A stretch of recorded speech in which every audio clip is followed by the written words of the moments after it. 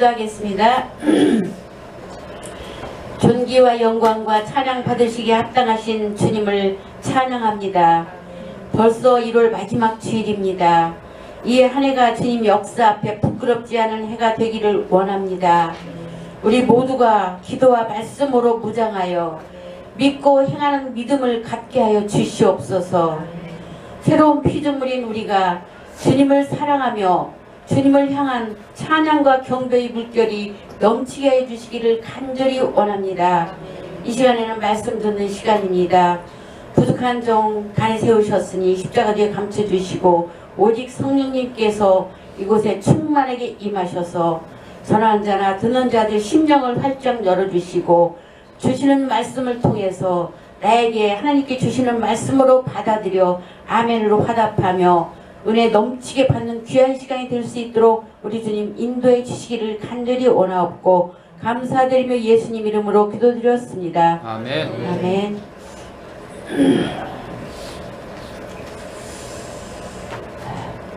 여러분들 예수 여기서 믿지 않는 분 혹시 있으면 손 들어보세요. 하나도 없죠? 예수 믿으니까 이곳에 와 있죠? 아멘. 네. 그러면 오늘 찬양했는데 예수 믿으니까 예수님이 십자가 보혈로 나의 모든 죄를 용서받았다는 걸 믿으십니까? 아멘. 네.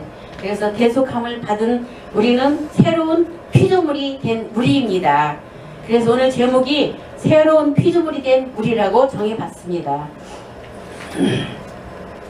보통 종교라 하면은 사찰이 뭔지 알죠? 절, 또 성당, 교회, 기도원 등 그렇게 사람들이 생각을 하게 돼요. 많은 사람들은 그곳에 가서 그 안에서 이루어지는 여러 가지 예식과 행사에 참여함으로 종교인이 된다고 생각을 합니다. 그러나 기독교는 그렇지 않죠. 기독교는 오직 예수님을 믿음으로 말미암아 거듭난 사람이 되고 생수로 씻고 생기로 천국 생명을 얻어서 현재의 삶을 천국으로 변화시키고 다시 오실 예수님을 기다리며 살아가야 기독교인이고 크리스찬입니다. 여러분들 다 아시죠? 대답이 없네. 몰라요? 아멘. 아담은 범죄함으로 말미암아 에덴 동산에서 쫓겨났잖아요. 그죠? 하나님과의 교통이 그래서 완전히 두절되어 버리므로 오직 흑암 속에 있는 마귀와 탐욕으로 연결이 되어버리고 말았습니다. 로마서 5장 12절에 보면 그러므로 한 사람으로 말미암아 죄가 세상에 들어오고 죄로 말미암아 사망이 들어왔나니 이와 같이 모든 사람이 죄를 지었으므로 사망이 모든 사람에게 이르렀느니라고 했습니다. 모든 사람들은 아담의 죄로 인해서 조상의 죄가 유전되는 유전적 원죄를 가지고 태어나게 되었습니다. 유전적 죄를 말하지 않더라도 육신을 가지고 세상에 태어난 사람은 모두 다 죄를 지은 죄인이라 성령님과의 교제는 철저히 단절되어 있는 것입니다. 요한복음 14장 17절에 보면 그는 진리의 영이라 세상은 능히 그를 받지 못하나니 이는 그를 보지도 못하고 알지도 못함이라. 그러나 너희는 그를 아나니 우리 말하는 거죠. 너희는 그를 아나니 그는 너희와 함께 거하시며 또 너희 속에 계시겠음이라고 말씀하셨습니다. 진리의 영이신 성령님은 예수를 믿지 않고 구원받지 못한 사람은 보지도 못하고 알지도 못하고 전혀 교제가 되지 않는다는 말씀입니다. 그러나 주를 믿는 사람은 성령이 함께 역사하시고 그 속에 들어와 성령님이 내 안에 들어와 계신 것을 알 수가 있습니다. 성령님은 우리 속에 오셔서 사랑과 희락과 화평과 오래 참음과 자비와 양성과 충성과 온유와 절제와 같은 아름다운 성령의 열매를 맺게 해주십니다. 그러나 구원받지 못한 사람들은 성령님과의 아무 관계가 없는 것입니다. 길과 희망이 사라진 캄캄한 밤 같은 인생을 살아가고 있는 것입니다. 그래서 야고보서 4장 14절에서 내일 일을 너희가 알지 못하는도다. 너희 생명이 무엇이냐? 너는 잠깐 보이다가 없어지는 안개니라 라고 말씀하셨습니다. 안개는 어때요? 아침에 딱 해가 뜨면 없어져 버리잖아요. 예수님께서 우리가 변화되어야 한다는 것을 알게 하기 위해서 수가성 우물가 여인과의 대화를 우리에게 말씀해 주셨습니다. 요한복음 4장 5절 7절에 보면 사마리아에 있는 수가라는 동네에 이르시니 야곱이 그 아들 요셉에게 준 땅이 가깝고 거기 또 야곱의 우물이 있더라. 예수께서 길 가시다가 피곤하여 우물 곁에 그대로 앉으시니 때가 6시쯤 되었더라. 사마리아 여자 한 사람이 물을 기르러 왔음에 예수께서 물을 좀 달라 하시니라고 말씀하셨어요. 예수님이 길을 가다가 너무 피곤해서 사마리아 인근 우물가에 앉으셨습니다. 제자들 음식물을 사기 위해서 동네로 들어갔고요. 그때 초췌한 모습을 한 사마리아 여자가 얼굴이 보이지 않도록 가면을 쓰고 이제 수건을 뒤집어 썼겠죠. 우물가에 앉아있는 예수님을 본체만치 하고 물을 기르려고 했어요. 예수님이 그 여인을 보고 나에게 물을 좀 주시오라고 하니까 여자가 기겁을 했어요. 유대인들은 그 당시 사마리아에 사는 사람들을 저주하며 상종하지 않았기 때문이에요. 왜냐하면 이스라엘 백성들이 이방 나라에 포로로 잡혀가서 고난 가운데 있을 때 남아있던 사마리아 사람들은 이방인들과 피가 섞여서 진짜 유대인이 아닌 가짜 유대인이 되었고 포로들이 다시 귀한 후에 이들은 귀환한 유대인들을 멸시를 하게 되었습니다. 이스라엘 사람들, 사마리아 사람들 그래서 멸시를 당하게 되었다는 것입니다. 그래서 유대인들은 사마리아 사람들을 사람 취급을 하지 않았어요. 더구나 인적이 끊어진 대낮에 여자가 혼자 물 길러 왔는데 젊은 예수님이 우물가에 앉아서 물 좀 달라고 하며 말을 거는 것은 다른 사람들이 보면 기겁을 하고 놀랄 일이었어요. 상종을 안 하는데 물을 달라고 말을 걸었으니까 이런 생각으로 의아해하며 당신은 남자이고 유대인은 사마리아 사람과 대화를 하지 않는데 당신은 나보고 물을 좀 달라고 합니까? 라고 여자가 물었어요. 요한복음 4장 9절 10절에 보면 사마리아 여자가 이르되 당신은 유대인으로서 어찌하여 사마리아 여자인 나에게 물을 달라 하나이까 하니 이는 유대인인 사마리아인과 상종하지 아니함이로라. 예수께서 대답하여 이르시되 내가 만일 하나님의 선물과 또 내게 물 좀 달라 하는 이가 누구인 줄 알았더라면 내가 그에게 구했을 것이요 그가 생수를 내게 주었으리라고 예수님이 대답을 하셨습니다. 그러자 다시 11절에 여자가 이르되 주여 물 기를 그릇도 없고 이 우물은 깊은데 어디서 당신이 그 생수를 얻겠사옵나이까 라고 되물었어요. 우리 주님은 실존의 절망에 대한 깨달음을 주려고 우리를 인도하십니다. 다시 말하면 인간은 죄를 어떻게 처리할 수도 없고 죽음의 문제도 해결할 수도 없고 살아있는 가치도 설정할 수가 없는 절망적인 존재입니다. 주님은 이러한 사실을 깨닫게 하기 위해서 이 여자에게 말씀을 하십니다. 요한복음 4장 13절에 14절에 보면 예수께서 대답하여 이르시되 이 물을 마시는 자마다 다시 목마르려니와 내가 주는 물을 마시는 자는 영원히 목마르지 아니하리니 내가 주는 물은 그 속에서 영생하도록 솟아나는 샘물이 되리라고 말씀을 하셨습니다. 고린도후서 5장 17절에도 그런즉 누구든지 그리스도 안에 있으면 새로운 피조물이라 이전 것은 지나갔으니 보라 새 것이 되었도다 라고 하신 것처럼 예수님 속에 있으면 생수가 넘쳐나고 그 생수로 말미암아 행복이 다가오고 새로운 삶을 살 수 있게 되는 것입니다. 여러분들은 모두가 다 새로운 피조물이 된 사람들입니다. 사막을 여행하는 사람들은 가끔 신기루를 봅니다. 신기루라는 말 들어봤어요? 목이 너무 말라서 가슴이 탈 때 갑자기 아름다운 시내가 흘러내려가고 거기에 아름다운 나무들이 서 있는 것을 보게 됩니다. 너무나 놀라 있는 힘을 다해서 그곳에 뛰어갑니다. 그곳에 물소리를 내어 흐르고 있어 신발을 벗고 옷을 걷어 올리면서 물속으로 걸어 들어가는 착각을 합니다. 그리고 그곳에서 시원하게 물을 마십니다. 자기는 생수를 마신다고 생각하지만 모래를 마시는 것입니다. 신기루를 보고 물을 마신 사람은 결국 기도에 모래가 꽉 들어차 죽고 마는 것입니다. 이 신기루란 뜻은 뭐냐면 바다 위나 사막에서 대기의 밀도가 층층이 달라졌을 때 빛의 굴절 때문에 엉뚱한 곳에 사물이 형상이 있는 것처럼 보이는 형상을 얘기해요. 그래서 착각을 하는 거죠. 오늘날 이 세상에 사는 우리들이 모두 다 신기루를 바라보고 살고 있습니다. 자기가 생각하는 꿈이 이루어진다고 생각하고 신기루를 따라가는 것입니다. 결국에 이 세상 살이 세상살이도 다 신기루로 포장한 모래인 것입니다. 세상의 것으로는 근원적인 목마름을 해결하지 못합니다. 영혼의 목마름을 해결하는 생수는 오직 십자가에 못 박혀 고난당하신 예수님께 나가서 예수님이 주시는 생명수를 마시는 길밖에는 없습니다. 예수님은 요한복음 7장 37, 38절에 보면 명절 끝날 곧 그 달에 예수께서 서서 외쳐 이르시되 누구든지 목마르거든 내게로 와서 마시라. 나를 믿는 자는 성경 이름과 같이 그 배에서 생수의 강이 흘러나오리라 하시니 라고 말씀하셨습니다. 그러므로 우리가 기도할 때에 예수님께서 십자가에 못 박혀서 죄의 문제, 허물의 문제, 질병의 문제, 저주의 문제, 죽음의 문제도 다 해결해 주시니 그것이 생명수가 아니고 무엇이겠습니까? 우리는 예수님을 바라보고 그 생명수를 꿈꿔야 됩니다. 그것을 내 가슴속에 받아들여야 되는 것입니다. 그냥 기도하는 것이 아니고 예수님이 우리를 위해서 희생제물이 되어주시고 주시는 생명의 은혜를 우리가 마음속으로 받아들이고 그것을 의지해서 감사하면서 기도를 해야만이 그 생수를 우리가 마시게 되는 것입니다. 그 생수는 우리 속에 넘쳐나서 영원한 승리를 하게 해주십니다.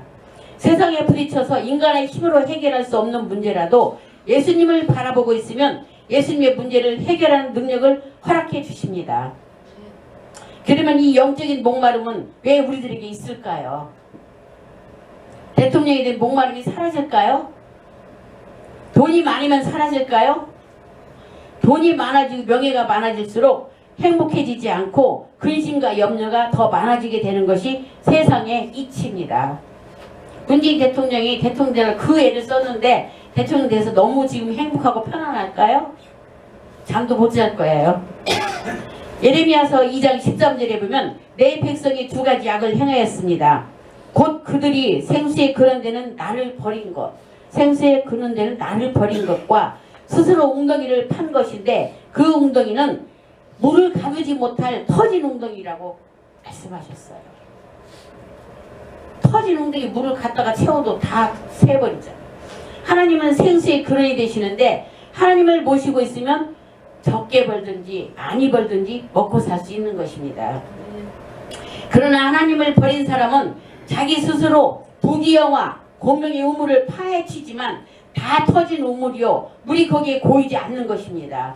생수의 근원 대신 하나님 없는 인생은 터진 웅덩이 같아서 이 세상 아무 것으로도 채워놓을 수가 없는 것입니다.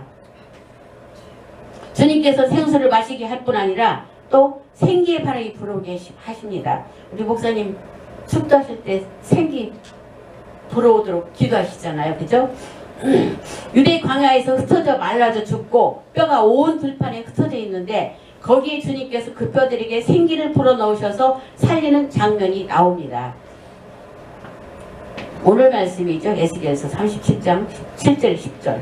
이에 내가 명령을 따라 대언하니 대언할 때 소리가 나고 움직이며 이 뼈 저 뼈가 들어맞아 뼈들이 서로 연결되더라. 내가 또 보니 그 뼈에 힘줄이 생기고 살이 오르며 그의 가죽이 덮이나 그 속에 생기는 없더라. 또 내게 이르시되 인자야 너는 생기를 향하여 대언하라. 생기에게 대언하여 이르기를 주 여호와께서 이같이 말씀하시기를 생기야 사방에서부터 와서 이 죽음을 당한 자에게 불어서 살아나게 하라 하셨다 하라. 이에 내가 그 명령대로 대언하였더니 생기가 그들에게 들어가매 그들이 곧 살아나서 일어나 서는데 극히 큰 군대더라. 말씀하셨잖아요. 하나님은 생수의 근원이 되시고 생기의 근원이 되십니다. 하나님 계신 곳에는 언제나 보좌에서부터 생수가 흘러내리고 생명강이 흘러내립니다. 그뿐 아니라 하나님 보좌로부터 생기 바람이 불어옵니다. 이 바람에 모든 먼지와 티끌은 다 날아가 버리고 이 수십만의 죽은 뼈들이 살아서 일어나게 되는 것입니다. 오늘 강조하고 싶은 것은 우리 안에 전부 뼈다귀같이 마른 마음을 가지고 있는 사람이 많다는 것입니다. 이 세상에서 사는 것이 뼈다귀가 되어 있다는 것입니다. 그런데 예수를 믿는 사람들은 주님을 바라보고 주님 생기를 보내주십시오. 우리가 태어납니다 라고 하면서 생기야 우리 가정에 불어오너라. 우리 육체에 불어오느라고 명령하면 하나님께로부터 생명의 바람이 불어와서 혼란이 사라지고 미움이 사라지고 저주가 사라지고 육신의 질병이 낫게 되는 것입니다. 우리는 실제로 예수님을 믿고 난 다음에 하나님께서 주시는 생명의 생수를 받아 마셔야 되는 것입니다. 우리는 내 마음의 목마름을 면하기 위해서 십자가 밑에서 주님 바라보고 생수를 넘치게 채워주시옵소라고 기도해야 됩니다. 수가성 우물가 여인은 예수 그리스도의 말에 대항했다가 나중에 예수님이 실제로 생수를 주신다는 사실을 깨닫게 해주니 변화를 받아서 그 길로 시내로 뛰어들어가서 내가 메시아를 만났다고 춤추고 만나는 사람들에게 그리스도를 전하는 사람으로 변화되었었습니다.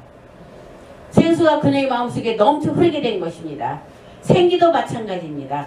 하나님께서 아담과 하와를 창조하실 때 흙으로 만드시고 그 코에 생기를 넣으니 사람이 되었었습니다. 하나님께서는 우리가 기도할 때 우리에게 오셔서 후후 생기를 불어넣길 원하고 계십니다. 우리가 하나님 생기를 주시옵소라고 기도하여 생기가 불어오면 마음이 살아나고 생활이 살아나고 운동력이 있게 되는 것입니다. 우리는 마른 뼈다귀로 살지 말고 대둔대가 되어서 타단 마귀와 싸워서 승리해야 됩니다. 예수님 우리에게 생기의 바람을 불어주기를 원하고 계십니다.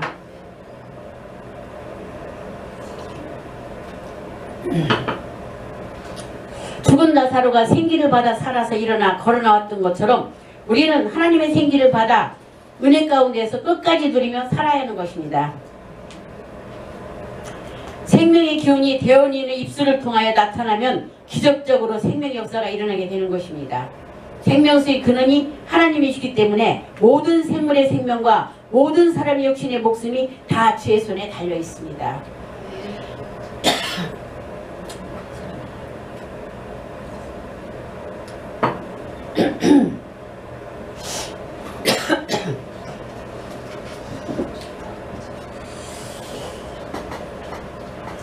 그래서 주님은 우리에게 생수를 주시고 생기를 불어오게 만들어서 우리로 하여금 활달한 하나님의 자녀로서 살기를 원하고 계십니다.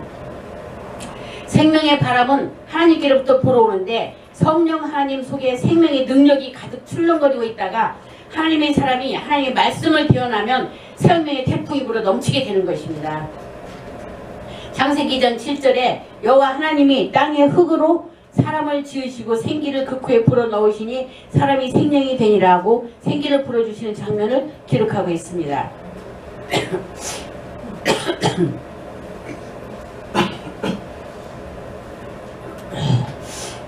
에스겔서 37장 5절에서 6절에도 보면 주 여호와께서 이 뼈들에게 이같이 말씀하시기를 내가 생기를 너희에게 들어가게 하리니 너희가 살아나리라. 너희 위에 힘줄을 두고 살을 입히고 가죽으로 덮고 너희 속에 생기를 넣으리니 너희가 살아나리라. 또 내가 여호와인 줄 너희가 알리라고 말씀하셨습니다.